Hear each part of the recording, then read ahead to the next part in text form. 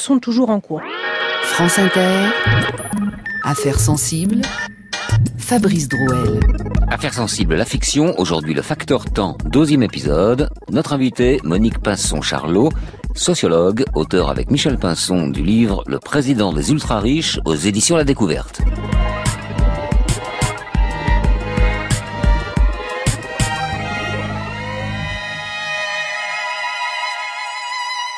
Bonjour Monique Pinson-Charlot. Bonjour.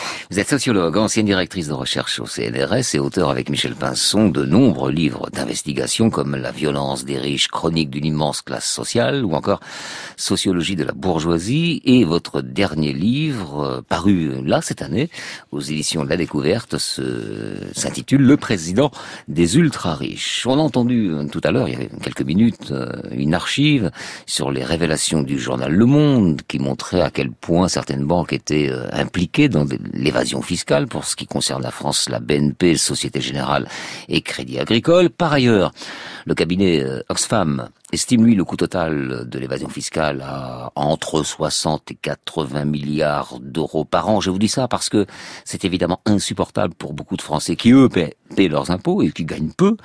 Et peut-être que la vraie perversité des auteurs de l'évasion fiscale est là, dans le non-consentement à l'impôt comme lien social, car on le rappelle, c'est grâce à l'impôt, entre autres, que l'État peut redistribuer les aides sociales qui doivent profiter à tous. Donc, tricher avec l'impôt est-il, selon vous, antidémocratique et anti-républicain ? Bien sûr, mais je dirais que le non-consentement à l'impôt de la part des plus riches, puisque Michel et moi, nous travaillons sur l'oligarchie, c'est-à-dire cette caste, cette classe sociale qui s'est accaparée, disons, toutes les richesses et tous les pouvoirs, que ce soit les banquiers avec les différentes banques que vous avez nommées, que ce soit au niveau de la politique où aujourd'hui c'est un ex-banquier qui est président de la République, que ce soit dans les médias dont je crois 10 milliardaires possèdent 90% des médias, que ce soit dans l'agriculture, que ce soit dans tous les secteurs de l'activité économique et sociale. Vous avez des gens de cette classe sociale dominante qui possèdent l'ensemble des titres de propriété. Et du coup, à propos de l'évasion fiscale, on n'est pas dans des paradis fiscaux, c'est-à-dire il n'y a pas, pour nous, on ne fonctionne pas dans la territorialisation de l'évasion fiscale, oui, parce que c'est une façon de masquer le vrai problème de l'évasion fiscale. Le vrai problème de l'évasion fiscale, c'est véritablement une oligarchie qui est aujourd'hui installée au cœur de l'État pour mener une véritable lutte de classe, on pourrait dire, mais nous on préfère marcher sur les brisées de Warren Buffett qui a dit en 2005 que c'était pas plus la lutte de classe, mais une guerre de classe que les riches menaient, qu'ils étaient en train de gagner. Et donc, dès qu'on change d'optique, on accepte ces lunettes, on voit la fraude fiscale et l'évasion fiscale d'une toute autre manière. C'est-à-dire qu'il n'y a pas les banques d'un côté et l'État de l'autre, il n'y a pas de réification de collectif, non. Ce sont des gens de chair et de sang que nous personnifions régulièrement de livre en livre, qui sont en collusion, en connivence, c'est-à-dire que, par exemple, dans la fiction, le directeur général de la BNP Paribas a son rond de serviette à l'Élysée où il se rend tous les lundis soirs, c'est-à-dire que ce sont véritablement des camarades de classe, des amis de classe qui, dans tous les secteurs de l'activité économique et sociale, sont chargés de piller le peuple. Pourtant, parmi cette oligarchie, il y a ceux qui nous gouvernent. On imagine aisément que ceux qui nous gouvernent n'ont pas envie de creuser les déficits publics. Ça se retournerait contre eux. De toute façon, ils ont envie, eux, que l'État ait les moyens. Non, alors là, vous... Enfin, je pose la question. Oui, je n'affirme rien. Je vous pose la question. Vous me posez la question et je vais vous donner ma réponse. Oui. Parce que, non, nous avons, par exemple, montré que le paquebot de Bercy vogue sous pavillon de complaisance et que c'est à Bercy même, vous m'entendez bien, à travers des tas de systèmes institutionnels comme des cellules de régularisation, le fait qu'il n'y a que le ministre du Budget qui puisse engager des poursuites au pénal, toutes sortes de choses que nous avons décortiquées, nous et beaucoup d'autres, c'est un sujet qui est très documenté. Eh bien, c'est à Bercy que s'organise la protection des fraudeurs fiscaux. Et il y a des indicateurs extrêmement précis. Le décompte au sujet des enquêteurs de la section financière du parquet de Paris, qui sont passés de 12, alors c'était pas beaucoup, 12 en 2012, et aujourd'hui ils sont plus que 3. De telle sorte qu'ils ne peuvent pas gérer plus de 50 dossiers par an, de telle sorte que le temps, et toujours le temps, joue en faveur des plus grands fraudeurs et des plus riches. Est-ce que ça veut dire, je ne veux pas voir tout en noir, mais est-ce que ça veut dire que pour cacher le fait qu'on ne fait pas la chasse aux plus riches, on va faire la chasse aux petits fraudeurs? Pour dire, voyez, on fait quelque chose. Ah ben voilà, c'est ça. Dans cette guerre de classe, il y a évidemment il y a les riches et puis il y a les pauvres. Et les pauvres, c'est-à-dire ceux qui touchent le RSA, ceux qui sont au chômage, sont méprisés, sont taxés de fraudeurs, de fainéants, alors que les plus grands fraudeurs, c'est-à-dire les délinquants en col blanc sur lesquels nous mettons nos projecteurs avec un bonheur chaque jour renouvelé, car chaque jour on nous sert la soupe de manière abondante, eh bien ceux-là sont qualifiés de premiers de cordée, sont qualifiés de créateurs de richesse, sont qualifiés de créateurs d'emplois, et du coup, on peut leur faire des cadeaux dès qu'on arrive à l'Élysée, comme c'est le cas d'Emmanuel Macron, ce que nous décrivons dans notre dernier livre, et leur faire des cadeaux fiscaux en dizaines de milliards d'euros, tenez-vous bien, sans aucun contrôle. J'entends et j'en reste un peu interdit. Cette façon de voir l'optimisation fiscale, la fraude fiscale par l'oligarchie, est-ce qu'on vous a dit plusieurs fois, mais c'est une option, une grille de lecture idéologique, c'est pas ça.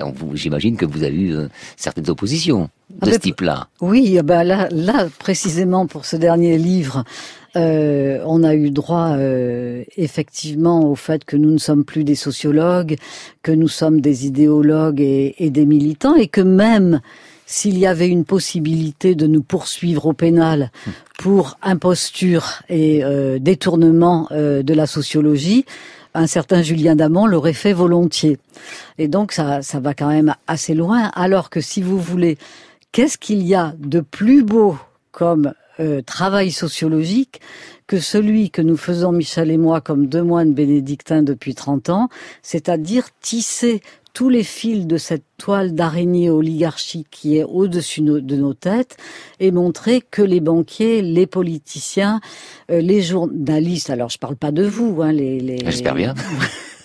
Ceux qui, justement, n'acceptent pas la pensée critique, tous ceux qui contrôlent les terres agricoles, tous ceux qui ont des responsabilités aujourd'hui dans le dérèglement climatique, dans l'univers de l'automobile et tout ça.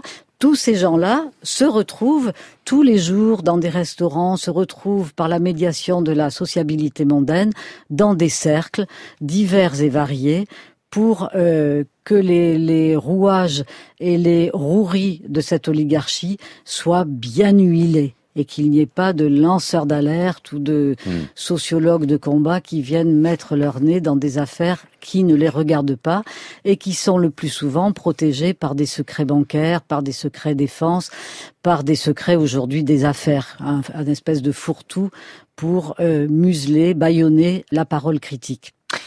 Monique Pinson-Charlot, on va se retrouver dans 3 minutes pour continuer ce voyage dans cette noirceur, il n'y a pas d'autre mot, de l'évasion fiscale, et de ses conséquences et de cette oligarchie que vous traquez finalement depuis 30 ans, oui, avec votre travail de sociologue. À tout de suite.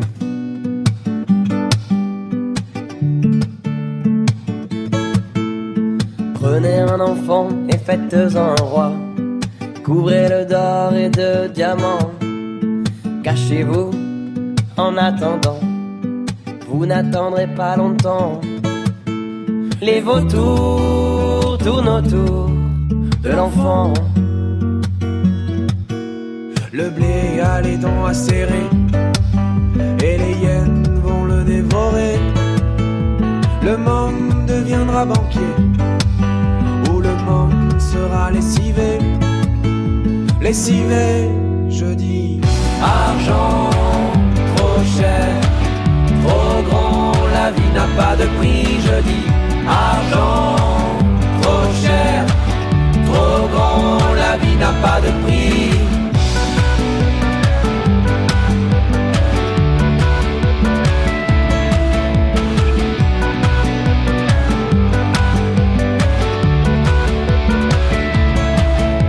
Prends ton meilleur ami, fais-en un ennemi. Je t'achète et je te vends.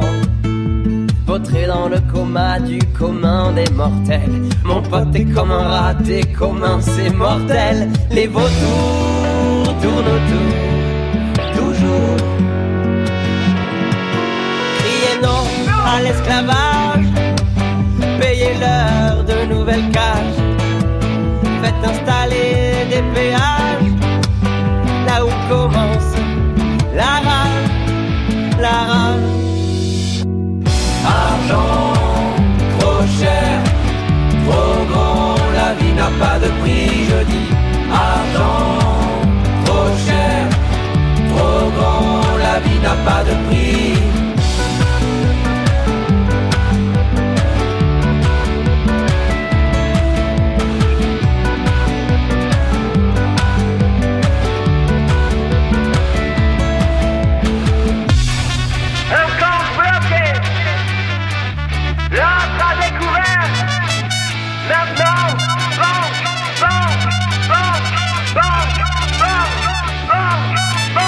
Les vautours tournent autour de nous maintenant.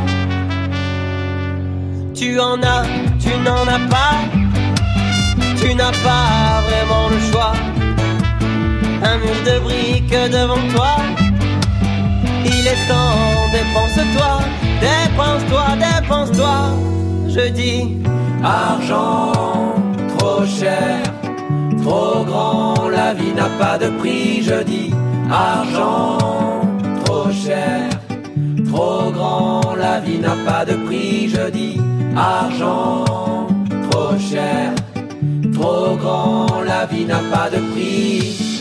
Monique Pinson, Charlot, après le tableau que vous venez de dépeindre, de la situation de la fraude fiscale en France, en Europe, moi la question que j'ai envie de vous poser, parce que je suis un peu abasourdi, un peu pessimiste, là, il y a de quoi l'être. Comment on en sort alors? Si de tels rouages sont mis en place par ceux qui détiennent le pouvoir, comment on fait? Ah ben alors, l'Europe est pour ça absolument exemplaire. Parce que il y a qu'un seul domaine pour lequel on exige en Europe l'unanimité, c'est précisément sur le domaine de la fiscalité. Histoire d'y échapper? C'est-à-dire parce que c'est difficile l'unanimité. Ben oui, c'est difficile, mais si vous voulez, il suffit qu'il y ait le Luxembourg, l'Irlande, tous ces paradis fiscaux dont vous avez parlé déjà, pour bloquer toute avancée vers une justice fiscale plus harmonisée et en tout cas plus juste. Et alors le cynisme va quand même très très loin, je trouve, parce que qu'en 2014, après tout ce qui s'est passé, que l'oligarchie européenne ne trouve rien de mieux que de coopter Jean-Claude Juncker à la présidence de la Commission européenne, il fallait quand même juste oser le faire. Parce que je rappellerai simplement que lorsque Jean-Claude Juncker était à la fois Premier ministre du Luxembourg, ministre des Finances du Luxembourg et président de l'Eurogroupe, c'est-à-dire celui qui préside les réunions des ministres des Finances de l'Europe, pendant cette période où il cumulait ces trois fonctions, c'est la période pendant laquelle ont été signés les 548 rescrits fiscaux si favorables aux multinationales, dont nous avons eu connaissance que grâce au lanceur d'alerte Antoine Deltour, qui, dans un courage absolument extraordinaire, a dévoilé une fraude fiscale de très grande ampleur. Est-ce que ça veut dire, et la question est grave, et surtout en fonction de votre réponse, qu'il n'y a pas de volonté politique de lutter contre l'évasion fiscale? Pour moi, il n'y en a aucune, bien au contraire. Et c'est cela qui fait la force, je trouve, de la sociologie aujourd'hui, parce que là, nous parlons avec vous de fraude fiscale, mais il faudrait mettre tout cela en relation avec toutes les autres façons de piller l'État. Alors, je sais pas qu'est-ce que je pourrais donner comme exemple. Ouais. Le fait que vous avez l'embarras du choix, c'est ça? Il y a que l'embarras du choix. Je donnerai un seul exemple. Emmanuel Macron a été élu président de la République avec beaucoup de donateurs extrêmement généreux qui l'ont placé au sommet du pouvoir, et ces dons sont en plus défiscalisés à 66%. C'est-à-dire que les riches peuvent aujourd'hui, en toute impunité, en toute légalité, choisir un ex-banquier de chez Rothschild pour diriger le pays, au nom de la démocratie et des élections libres. Il y a aussi le problème des autres, si j'ose dire, ceux qui investissent, qui sont puissants. Je pense aux GAFA, ces grandes sociétés américaines, qui viennent faire leur beurre chez nous. Cela dit, ça c'est l'économie, hein. Mais dont le régime fiscal est quand même assez scandaleux de ce que j'en sais. On pourrait aussi actionner ce levier-là.